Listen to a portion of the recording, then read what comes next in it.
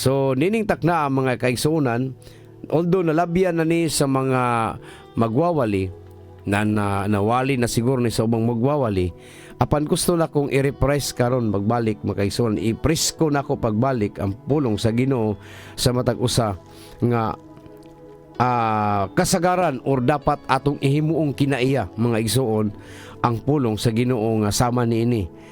Tungod kay mauni ang ato ang sikreto para kita makadaog sa atong kaaway. So di atong verse na to mga igsoon din makita sa James chapter 5 verse 16 nga nagaingon, Mangagpahayagan nga kayo sa isa't isa ng inyong mga kasalanan at ipanalangin ng isa't isa ang iba upang kayo'y magsigaling. Malaki ang nagawa ng maningas na panalangin ng taong matuwid. So kung imong tan-awon makaigsunan kuda sa Ginoo, kining pagampo sa taong matarong perting dakuha og kahimuan makaigsunan kuda sa Ginoo. Unya kanang gisgutan diha kaningon siya, busa ngadto sa usa magsinugiray kamo, no, namo goy mga confidential nga mga nga kada bitong di na to kayang isulti sa uban, pero abi nimo pila kanindot mangita jud kag tao nga kauban nimo iampo nimo imong problema. Nga naman pag kanang imong problema na ay kauban nimong kampo niya, ang nagampo ana powerful kay mo ampo, sulbad kinang problemahan nimo igsuon. Una di ay makaigsuonan nganong ang atong prayer dili mulahos, nganong ang atong prayer dili kana bitang dungon sa Ginoo, kay naa pa daytay mga sala. Una di ay nato bag-o ta mo hatag og prayer, naa di ay tay buhaton nga kanang pag-reconcile nato, no, di as Ginoo. Muluhod ka dunay pagluhod nimo nga pagabuhaton, isugid nimo ang imong mga sala. Ihatag na to sa Dios makaigsuonan ang ato ang mga sala atong ikumpisal nato sa Ginoo, no? Ikumpisal sa Ginoo nga mayon ka nga Ginoo nakasala jud ko bato kanimo Ginoo. Patusabot ang kuno nato mga igsuon nga nakasala ta tubangan sa Ginoo, no? Kay bag-o ta mo adto sa prayer nato mga igsuon, kay mao magyud ni ang pinaka the best nato nga armas nato isip usa ka Kristohanon. Nganuman kay kining tao mga higala o kaigsunan, kung walay pagampo nga pagabuhaton, dali ra matintal sa mga pagsulay sa kinabuhi. O dali ra kay matintal ang iyahang ang ato ang mga tentasyon, pagtentasyon sa kalibutan, dali ra kay matintal makaigsunan wala may prayer. Usahay kung kada bitawng so kanang over confidence kay ta sa atong sarili, wala tay prayer. Lagmit yun noon makaigso maunay mo bitik mo bikil na to, no, nga sa pag-alagad sa Ginoo nganong malayo ta niya. So ganina nagtanaw ko sa Facebook ba, naingon siya nga unsa daw ang pinakadako nga sala sa tibuok kalibutan, sa tabuk katawhan sa mga tao sa Dios. Unsa daw ang pinaka dako nga sala nga nahimo sa tao. So dito makita nimo nga akong natanawan makaigsunan nga amot og uyon mo aning iyang paliwanag, no, sa kapastor ni siya. Pero ang iyang giingon dito, ang pinakadako nga sa di daw nang nakapatay ka, nakapangilad ka, nakapanapaw ka, no, di daw na mao ang pinakadako nga sala.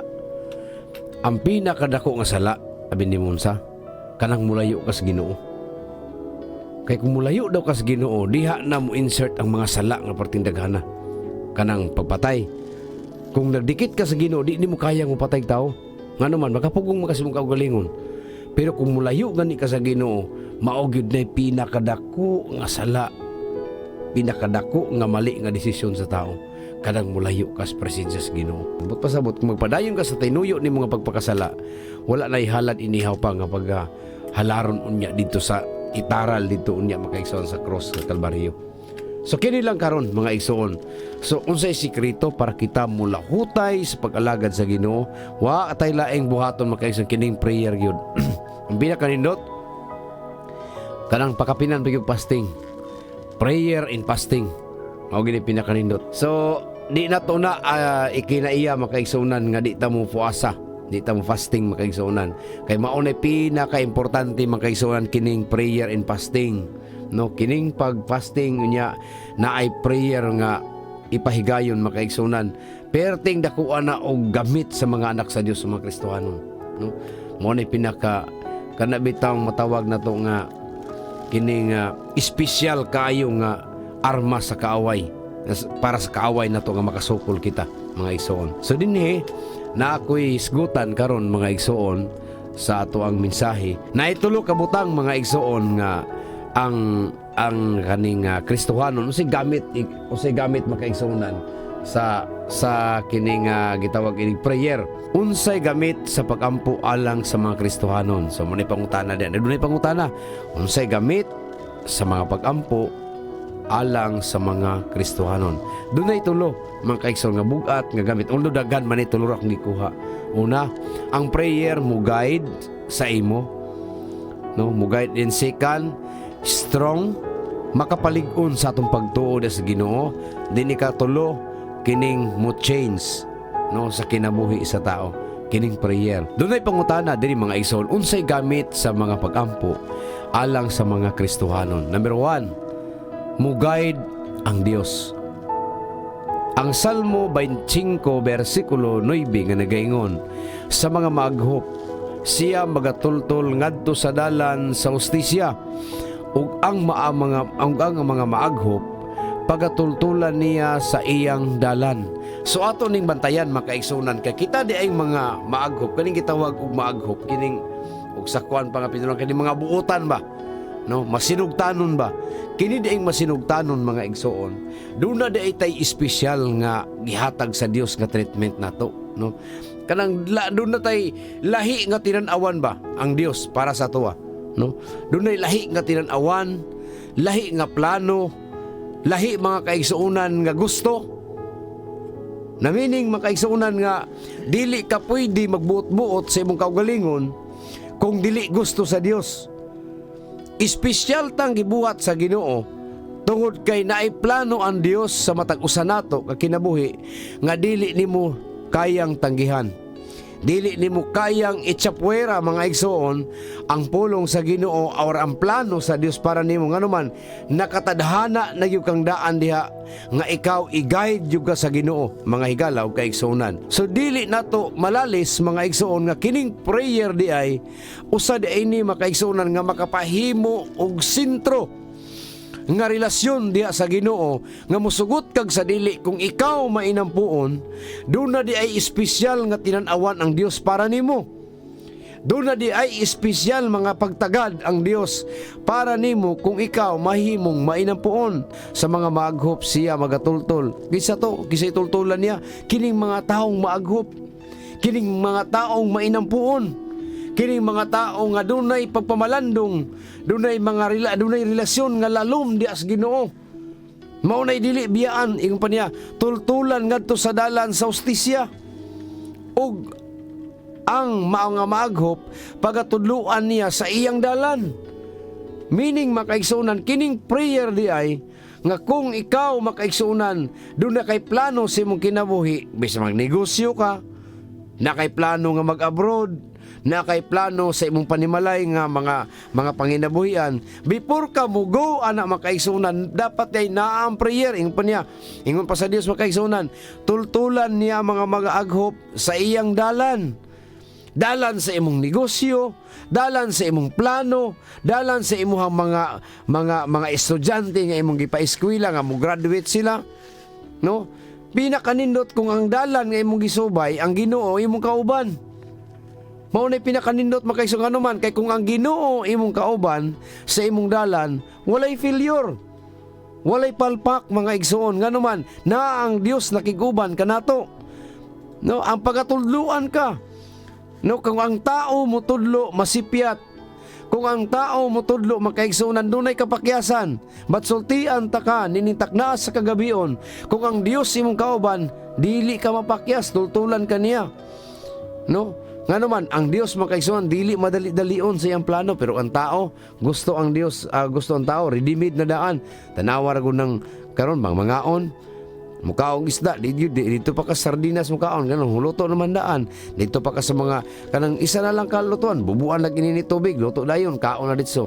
Di na kabalo mo gulay, no, di na kabalo mo trabaho kung na isda kapuya naman kay mao nay gusto sa tao. Gusto niya bisag sa prayer, gusto niya ipaabot niya diha, gusto niya karon ang prayer, karon dayon ang tubag, mao nay gusto sa tao. Pero ang Ginoo dili ingon ana makaigsunan karon ka mag-prayer, muabot na sa imuha paganaganahan sa iyong Ginoo. Agion sa kag mga discouragement, agion sa ka sa mga pagsulay, ayagon sa ka para ikaw angayan baka ana makaigsunan. Tama to yung ni kapatid ganina, nangayo kag sakyanan unya di gani ka kabalo mo drive saan man nimo na imong pa-drive aglain, ibangga na sa nagkanang nag-drive. Oh, ming basolo na nimong Ginoo, unsa naman ni Ginoo? Diha na. So kanang tanan nakita na sa Ginoo. Nakita na sa Ginoo makaigsunan mo, dili ka ma-discourage ganuman. Kining prayer nato makaigsunan kung napansin nimo ni, ako ginabalik-balik yun ako nagistorya nganuman. Ako gyud na pamalandungan makaigsunan. Daghan ka giampo nga wala gihatag sa Ginoo. Apan kung imong balansiyon mas dagha gihatag ang Dios nga wala nimo giampo. Maunay dapat buhaton sa mga Kristohanon. Kining prayer sa matag karon ug unya kinahanglan ang prayer atong ipaabot kanunay sa atong panimalay. Atong mga bata, tuluan nato sa prayer itong mga bata. Need na to ang prayer mga Kristohanon. Kaya maunay pinaka the best nato nga armas nato isip usa ka Kristohanon ta. Nga naman, tanawa ra gud, piliyon kasi yawa gyud. Ang yawa, way puasa-puasa. Wa po na yung ambo. Ang trabaho si yawa, distraction lang yun. I-distract lang yun ka makaigsunan. Pero ikaw, nagpuasa ka, nagprayer ka, pildi lang gyapon ka. Nga naman na, wala kay mo guide nimo mga kaigsuonan. Importante ang guide, mo guide sa tuwa mga igsuon. Kay ang prayer makaigsuonan, naa kay prayer, pag nindot ang imong relasyon sa Ginoo, i-guide ka niya. I-guide ka niya. Mao nay pinaka nindot makaigsuonan kung ikaw mainampuon nga na-guide kung na kay problema. Pinaka nindot makaigsuon kung na kay problema karon. Abi nimo karon ang pinakabugat karon nga mga problema kasagaran sa Kristohanon, kining sakit ug utang. Mao gyud na. Sa mga Kristohanon nga pinakabugat sakit sa dughan karon, kining naibalatian o kining dako kay utang. Mao gyud na. Pero kung lig-on ka sa pag-alagad sa Ginoo, dili ng utang mo'y makapahimulag nimo. Dili ng sakit mo'y makapahimulag nimo higala o kaigsuonan. Nga naman, kining dili ingon pa niya, dili ang sa unod. Ang hinigiban dili sa unod. Kining unod nun ba? Unod nun nato nga pagpati mga igsuon. Dili na mo hinigiban nato nga meaning nga bisan pag unsa nimo kakusgan kadakog lawas. Dili na mo hinigiban ng nato nga makadaog tas mga pagsulay sa kinabuhi. Nga naman, daghan kaayo mga higalaw kaigsuon ng mga pagsulay sa kinabuhi nga kana bitaw nakalahutay ta mga kaigsuonan tungod sa prayer. Ang atong i-apply nga kinahanglan kita mahimong mainampuon. Ikaw Kristohanon karon giaghat ko ikaw nga kung ikaw nagkinabuhi manggaling nga wala des pagampo karong takna mo ingon ko nimo biyain na. Atubanga ang Dios pinaagi sa mga pagampo, pagpuasa kung kaya nimo. Panahon magagabi makaigsuonan kanunay nimong before ka mo ampo magmeditate sa ka sa Ginoo makaigsuonan. Mamalandong sa ka sa Ginoo sa kapagkamay sa Ginoo. Ang tao nga mubulag sa mga pagampo perting dalian nimo pildihon siyawa. Pildi yung ka makaigsuonan. Ang tao wala gyud mahimo mga igsuon.